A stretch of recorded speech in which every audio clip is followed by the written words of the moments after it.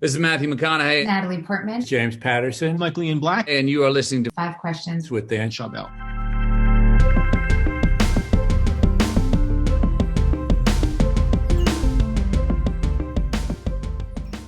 Ryan, welcome to Five Questions. Yeah, thanks for having me. Why did you choose to focus on self-discipline for this book after others in your Stoic virtue series? Well, so there's four cardinal virtues, the first of which is courage, and then the other three are temperance, justice, and wisdom.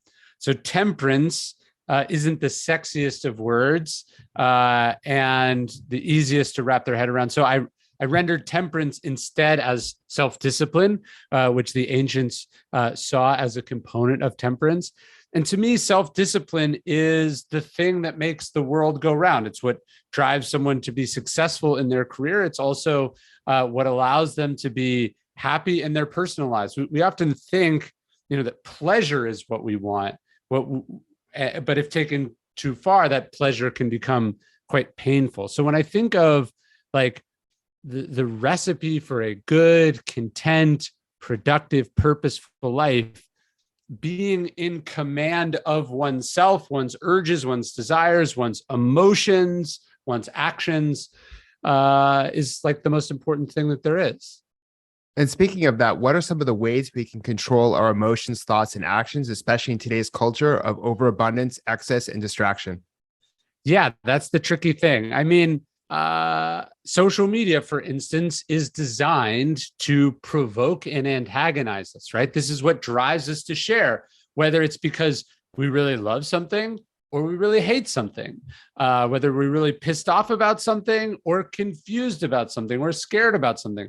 So these extreme emotions are exacerbated by these platforms that are designed by really smart people who want us to feel engaged like that. So I try to limit my access to those things. Of course, I have social media accounts, but I don't have them on my phone in my pocket all the time, right? I also try to create, Steve Jobs famously, only wore the same thing every day. He's trying to limit the choices he had to make. And that's an important thing for a leader.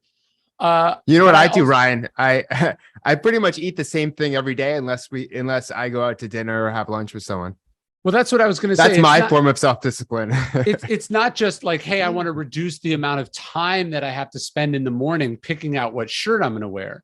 It's also by limiting the potential choices you make in the course of a day, it's less likely you're going to make the wrong choice. So for me, like I get up at the same time every day. I write at the same time every day. I don't use my phone for a certain amount of time in the morning. The point is, if I just wake up and I do what I feel like, chances are I'm often going to do the wrong thing or something that felt good in the moment, but causes long-term regret, pain, frustration, etc. So by creating systems or structures or a routine that you stick to, as you were just saying in your life, you increase the chances you'll make the right thing. And in a weird way, you reduce the amount of self-discipline that you need, right? If you're like at every moment having to make these tough choices between the hard thing and the easy thing, I think you're going to end up choosing the easy thing more often than you'd like.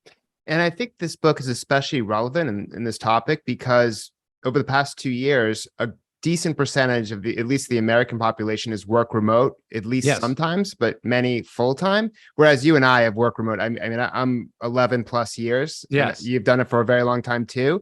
So it's harder for people without that structure of going to the office, getting there at 8, leaving at 5. Like that is structure that is set when you go to the office. But once you remove that and there's no commute, then more of it is on you to be self-disciplined. Well, this is really important. We all want to get to a place where people don't get to tell us what to do, right? This is the point of becoming successful, being your own boss, making money, etc., right? Growing up, right? We want to be in a place where people can't tell us what to do. But once you get there, what you quickly realize is that you have to tell you what to do. You have to set those boundaries and those guidelines, right? Because if you do whatever you want, whenever you want it, eventually, inevitably, you end up somewhere that you don't actually want to be, right? If I ate whatever food I was craving at any moment, that would be getting myself what I want in the short term. But in the long term, I would then look and feel a way that I don't want.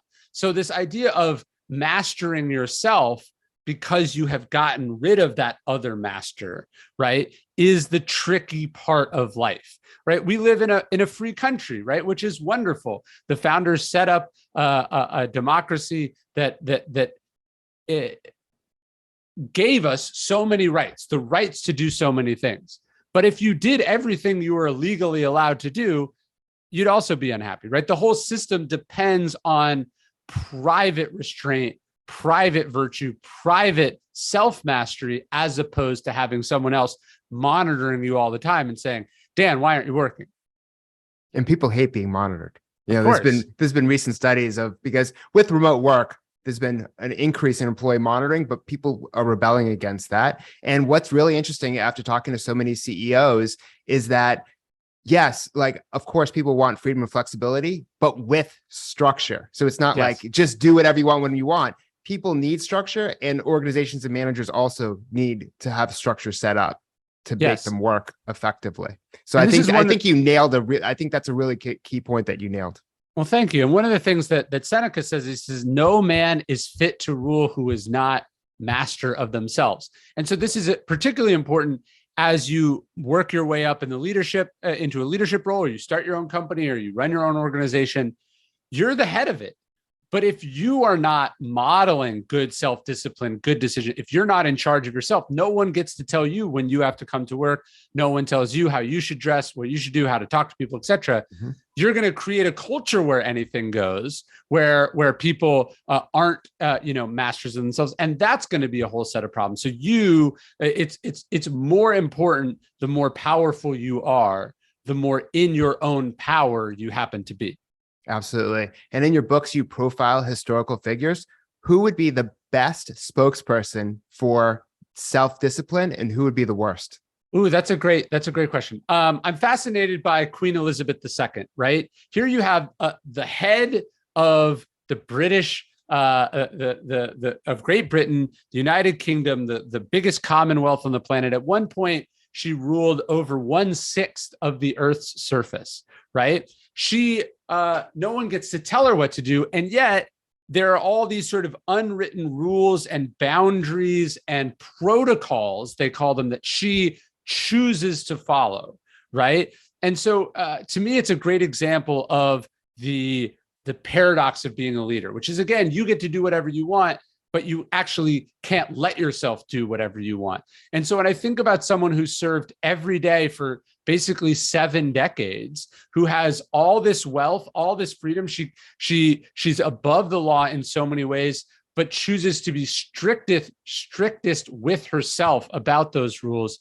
And so much of what she chooses not to do are the things that you and I could never manage. I mean, imagine you're the head of this enormous thing, and all the decisions that it makes are ostensibly in your name. You're the representative of those things, but you actually have very little power over them. And your main thing is that you cannot get involved. You cannot express your opinion. You cannot say that you dislike this person or that person, right? You cannot show emotion. She has to be so stone-faced, so in command of herself. In private, she can, of course, do what she likes, but publicly, there is this great amount of scrutiny on her position, and she has to keep those emotions under check, which I think is true for all of us. It's like, imagine you when you have kids, like, if you're tired, you're frustrated, you're sad, you have all these emotions, but you can't make those your kids' problems, right? That kind of restraint, to me, is a very key aspect of the virtue of self-discipline. Definitely. And, you speak about that as a father too, with some credibility. And, you've done so many books. Every time I'm like, how many books have you written? It's like, I almost don't want to guess because I feel like it won't be accurate. So taking a lot of what you learned about self-discipline just in your own kind of career, and then through writing and researching, because you have a very extensive kind of researching philosophy for books, just like Robert Greene as well. How have you disciplined yourself to write this book? Yeah, as I'm interviewing with you today, I'm also in the process of writing the next one, right? I'm always working. So one thing I do is I celebrate the completion of a project by starting the next one. I heard a great quote from an NFL quarterback once. He said, if you stay ready, you never have to get ready. Right. So I like to constantly be doing it. That's a big part of my philosophy. You know, it's like when you get out of shape, then you got to get back in shape. Right. If you don't put the weight on, you don't have to lose it. So I think about sort of always being in the process of doing it. But because of that, I also have to be self-disciplined about burnout, about overdoing it. So I try to have a routine. I try to have a structure. There's a great writing rule I love, just a couple crappy pages a day. Right. So being self-disciplined doesn't mean that you're a perfectionist. It doesn't mean that you grind yourself into dust. To me, it means I show up every day. I do what I can that day. I try to make a positive contribution. And I know that if I follow this process, if I'm diligent in it, at the end of it, I'll have something that can be polished and refined and turned into what gotten to the standards that I insist on my published work being. But I try not to whip myself day to day into producing perfect words, because I know that's not possible. I think that makes a lot of sense. And just thinking about the books that I've written, each one, the feedback that I got, just even doing interviews like you're doing now, of course, that influenced me for the next one. It kind of gave me ideas. Yes. Like, oh, the audience is looking for this. Maybe I should skew to this for the next book. So I think that that's probably helped you too, because I mean, I've read and I've done research of this, that a lot of creativity happens during conversations. So just even having conversation or coming up with things on the spot can spark new ideas. I think that's right. Stephen Pressfield says, put your ass where your heart wants to be. And so like sitting in the chair, thinking about the stuff, doing it produces the work. But if you expect it to be more like when inspiration strikes, or when, I'll hear people go like, all right, I know I've been crazy lately. I'm going to, 2 months from now, I'm going to schedule 2 weeks and I'm going to do it in a sprint, right? Like that never works, right? I'm going to get serious about it when the kids go back to school, or I'm going to, at New Year's, then I'm going to start, right? That is not discipline. That's lying to yourself. That's procrastination. It's the day-to-dayness of it, I think, that separates the amateurs from the professionals. I love that. And what's your best piece of career advice? Do something that only you can do, right? So I think so time out for a sec. I hate interrupting you, yeah. But what's awesome about how you just answered that is you've answered the same way for so many years. So it's amazing that you've been so consistent. Oh, really? Okay. So it's so rare for someone to be consistent. I don't think it's ever happened, actually. I think most of the time when you get career advice, people are just pulling it out and they're like, follow your passion. It's just like some cliche. I actually, right? So Ryan, like before I interview someone who's in media and entertainment, I'd say you cannot say follow your passion, because it's been like almost 3,000 interviews. So like, yes, it's been worn out at this point, so that's hilarious. Well, not to repeat myself, but my point is, each of us is born with a totally unique set of DNA and skills and experiences.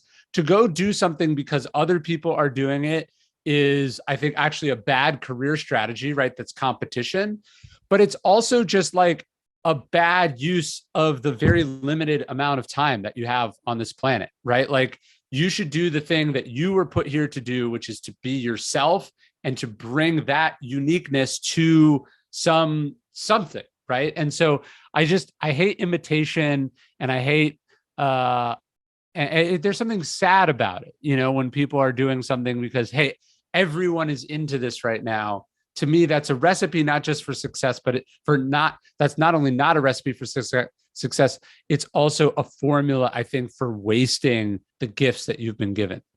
I love that. That's a great way to end it. And I so agree, because I feel like you just can become a derivative of someone else's work, and you probably won't make as much as that person by doing that or stand out. Well, I'm sure you've interviewed the Blue Ocean Strategy folks. Yeah, I did. And I love that book, and the idea of like, go to where there aren't any other boats, right? Like go and yeah, one way to do that is to find something that no one else is doing.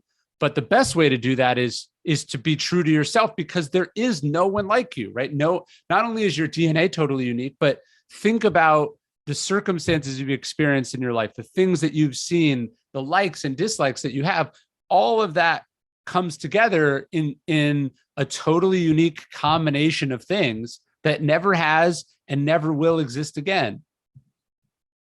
Well, that's great advice. And thank you so much for being on the show. I appreciate it.